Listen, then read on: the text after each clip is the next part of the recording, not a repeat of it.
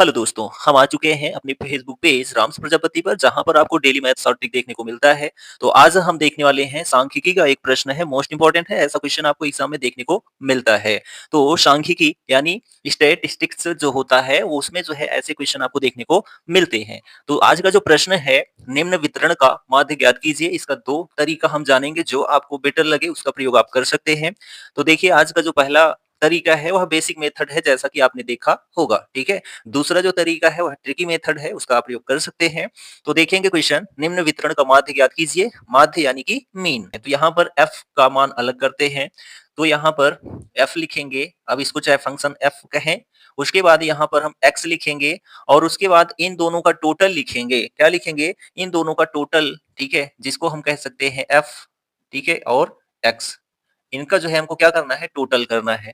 अब यहाँ पर कितने नंबर हैं? तो आप कहेंगे 1 2 3 4 5। कितने हैं? तो 5 हैं।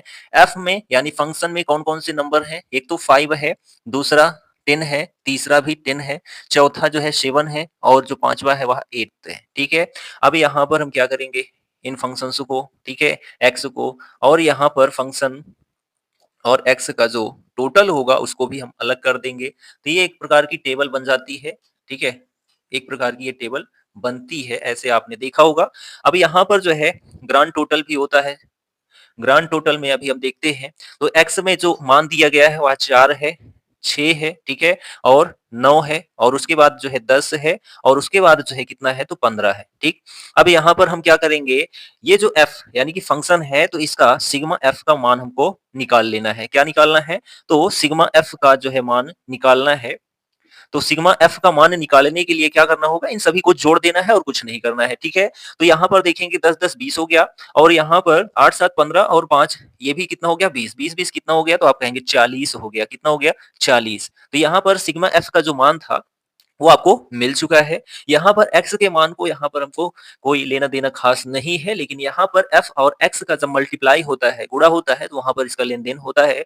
तो अब यहाँ पर देखेंगे, देखिए जो f और x है, तो यहाँ पर आप कोई भी चिन्ह नहीं देख रहे हैं, तो इनका गुणा किया जाता है एक दूसरे में। तो यहाँ 5 है, यहाँ 4 है, इन दोनों का गुणा करेंगे तो कितना आएगा? तो आप कहेंगे यहाँ पर हम एक लिख देते हैं, 5 गुणे 4 बराबर कितना होता है? तो आप कहेंगे 20 होता है, ठीक है। अब आपको ये रिमाइंड रहेगा कि हाँ ये चीज करनी है।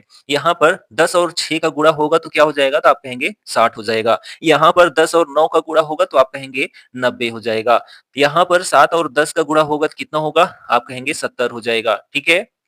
और उसके बाद यहाँ पर 8 और 15 का गुणा होगा तो 15 8 120 होता है, तो यहाँ 120 हो जाएगा, ठीक। अब यहाँ पर हमको जो है सिग्मा एफ एक्स का जो है मान निकालना है। सिग्मा, ठीक है, सिग्मा एफ एक्स का जो है मान निकालना है। अब यहाँ पर देखिए सिग्मा एफ एक्स का जो मान होगा, इन सभी को जोड़ डालो, आपका आंसर यहाँ पर, इसका आंसर कंप्लीट है। तो यहाँ पर टोटल में 0 हो जाएगा। उसके बाद यहाँ पर देखेंगे 6 2 8, 8 7 15, 15 2 जो होता है 17, 17 प्लस 9 जो है कितना हो जाएगा? तो आप कहेंगे जो है 26, 26 की यानी 6 हासिल 3 और 1 सॉरी 2 और यहाँ पर 1 है प्लस 2 वो 3, टोटल 360 हो गया। कितना हो गया? 360। सिग्मा एफ एक्स का जो मान है वह 360 है, सिग्मा एफ का जो मान है वह कितना है? 40 है। बस अब हमारा आंसर आ चुका है। हम यहाँ पर मान रख देते हैं। मान क्या रखेंगे? तो मीन बराबर क्या होता है? मीन बराबर यानी कि हम इसको, आपने देखा होगा, जो x है, x के ऊपर बार, इसको जो है मीन यानी कि माध्य के रूप में प्रदर्शित किया जाता है, ठीक है। अब इसका जो फार्मूला होता है वह होता है सिग्मा एफ एक्स अपॉन में जो है सिग्मा, ठीक है, सिग्मा एफ, ठीक है। यही फॉर्मूला होता है और कुछ नहीं होता है, यही फॉर्मूला होता है। इस पर आप मान रख देंगे, आपका आंसर आ चुका है। तो यहाँ पर 360 लिखा गया, 360 हो जाएगा। बटे में कितना? तो आप कहेंगे 40। यहाँ पर 0 से 0, यहाँ पर जो है 4 9 36, कितना आया? तो आप कहेंगे 9 आया है। कितना आया है? 9 आया है। तो यहाँ पर इसका जो आंसर होगा वह कितना होगा? आप कहेंगे 9 होगा। यहाँ पर ऑप्शन जो डी है वह एकदम करेक्ट आंसर हो जाएगा, ठीक है। ऑप्शन डी करेक्ट आंसर है। ये तो फर्स्ट मेथड था, ठीक है, आपको समझ में आ गया होगा, बेसिक मेथड है, ठीक है। दूसरा मेथड क्या है? तो दूसरा मेथड हम यहाँ पर बात करते हैं, तो आप कहेंगे डेविएशन मेथड, ठीक है। डेविएशन मेथड का प्रयोग हम यहाँ पर कर सकते हैं इन क्वेश्चंस में, ठीक है। तो डेविएशन मेथड का प्रयोग करने वाले हैं, यदि आप जानते हैं तो अच्छी बात है, ठीक। अब यहाँ पर हमको कुछ नहीं करना है, यहाँ पर x में मान जो देख रहे हैं आप वहाँ वही मान लिख लेना है। यहाँ पर हम लिखेंगे 4 और उसके बाद लिखा गया है 6, उसके बाद लिखा गया है 9, उसके बाद लिखा गया है 10, उसके बाद लिखा गया है 15, ठीक है? इतना x में मान लिखा गया है, ठीक है? इतना आप जान गए। अब यहाँ पर हम एक नंबर ऐसा पकड़ेंगे, ठीक है? कोई भी आप पाँचों नंबर्स में कोई भी नंबर आप पकड़ सकते हैं, तो हम यहाँ पर बीच का नंबर पकड़ेंगे, बीच वाला बेटर होता है, ठीक है?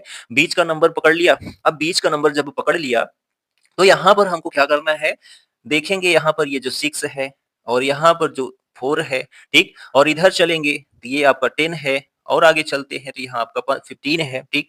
इन सब में अंतर क्या है? तो अंतर में अगर हम 9 में से 4 देखते हैं तो क्या हो रहा है? 5 घट रहा है। क्या हो रहा है? 5 घट रहा है यानी 5 माइनस हो रहा है, ठीक है?